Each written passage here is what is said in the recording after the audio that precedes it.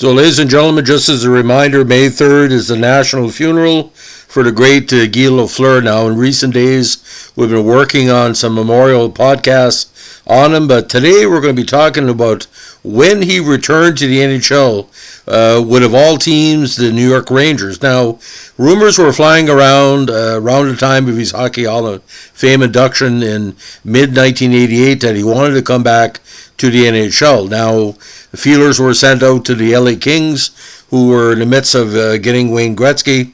And eventually, his good friend Michel Bergeron, the former coach of the Nordiques, was coaching the Rangers, and Phil Esposito came to a verbal agreement. He would try out for the Rangers with no contract, but he would be signed if he made the team. Now, he played well enough to earn praise in an exhibition game against Edmonton Oilers in a preseason contest to convince Rangers GM Esposito to sign Lafleur. Now, he signed, I think at the time, for no money. It was negotiated later on. Now, how it worked, again, he was trying different feelers. Even I heard the Nordiques, but that was later on when he joined. Now, the idea about Guy ended up in New York seemed to be a good fit because New York and Montreal have shared players throughout the years. Boom Boom, Gump Worsley, Jacques Plante, different ones. Now, on August 19th, 1988, the Rangers shook up the hockey world by announcing that, again, Lafleur would be attempting to come back with the Blue Shirts. Now, initially, you see by the photo, he was probably going to wear number 44, but he later wore his traditional number 10. Now, according to Espo, he called it a tryout, and it wasn't a sure thing, and said that, again, they had agreed on a one-year deal contingent on him making the squad. Now, he first approached the Kings, couldn't make an agreement there. Then he tried Rangers coach Michel Bergeron.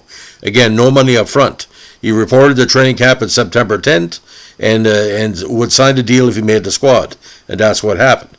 Now, when he made the team, it wasn't a sure thing, again, until he signed the contract on September 28th. He played one season in New York with 18 goals and 45 points in 67 games. There were numerous highlights, including his return to Montreal in February '89 at the Forum, where he scored 2 goals in a 7-5 losing effort. Ironically, Lafleur was on the ice for 4 of the first Rangers goals, scored 2 against Patrick Roy and 1 on a partial breakaway. They were leading 5-2 when he scored that last goal, but Montreal came back to score 5 straight. Now, he also tied a career high with 4 assists in 1 game, and he scored the final hat trick of his career against the Kings in that magic February.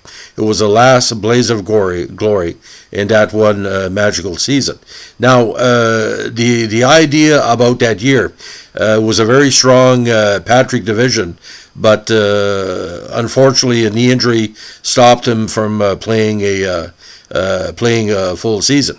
Now, just to recap the machinations of that season, ladies and gentlemen,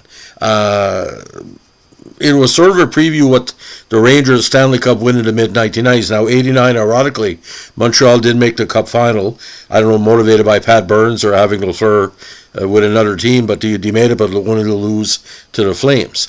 Now, he wanted to finish his hockey career in Quebec. Montreal was going to take him. He reportedly turned down $1 million offer from the Kings, which would allow him to play along Wayne Gretzky.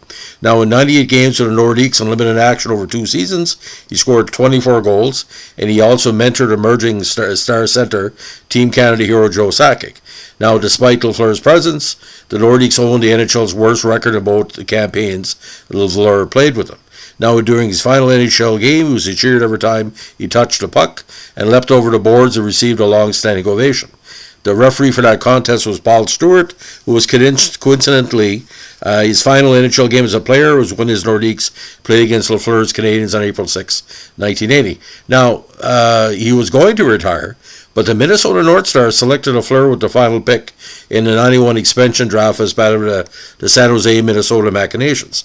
Now, Lafleur had decided to retire for a second and last time as a player, as he already agreed to an off-ice job with the Nordiques. At the time, the league's bylaws prevented him from accepting a job with a team that did not own his playing rights. The North Stars solved Lafleur's quandary by trading him back to Quebec. Of all people, Alan Howard, a former Nordique, had been playing in Switzerland for 2 years. He played just 1 year of pro hockey, but never returned to the NHL. So here we are in 3 years playing with 2 teams with 2 different numbers. He was traded by a team he never played for, or selected by a team he's never played for, and traded back to Quebec. So kind of weird, as we like to say. But I think Minnesota, obviously with Bob Gainey, that's the connection there. And Minnesota has had a huge connection with Montreal over the year, playing them in the postseason numerous times. So, ladies and gentlemen, that's the story of Guy Lafleur as a blue and whiter. It was a toast in New York, but the Lafleur of 88-89 was not the same Lafleur that played in Montreal last year. He seemed more rested, happy with himself. If you look at the YouTube tapes in French and English of his return game to New York, he seemed buoyant, he seemed happy, and he ended his career in his own terms. Not the Jacques Lemaire drama, the Bob Berry drama, the Irvin Grudman drama, the tax and the disco and the accident and all the machinations of the last time with Montreal. And Guy Lafleur is a very proud man. I've interviewed him. I interviewed him before at the 2010 Montreal alumni game in Woodstock, New Brunswick, and you can tell, like I said, although he's very fluid, no pun intended, on the ice, off the ice, he's all business because he knew his value. Is he the best player I ever covered in person? Pretty freaking close. I came close to covering George Brett as a young journalist, but that's the only one I can compare. The same charisma, the same overall commitment to excellence, and the same impact on their home area and on the international sports scene. So I've been very lucky, to be around all these great players over the years that I've covered in person or otherwise.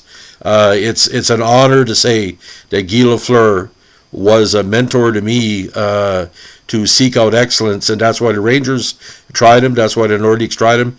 He would motivate everybody around. And look at that Ron Tugnut game. If you see the Boston Nesson tape where Tugnut made over 70 saves, that was a Lafleur game too. I don't think Tugnut would have made all those saves were it not the fact he didn't want to embarrass himself in front of Guy Lafleur. So, ladies and gentlemen, again, the YouTube tapes of Lafleur, that game in Montreal for the Rangers, it's almost like a cathedral singing, ladies and gentlemen. You have to check it out if you haven't seen it before. Thanks for listening. Bye.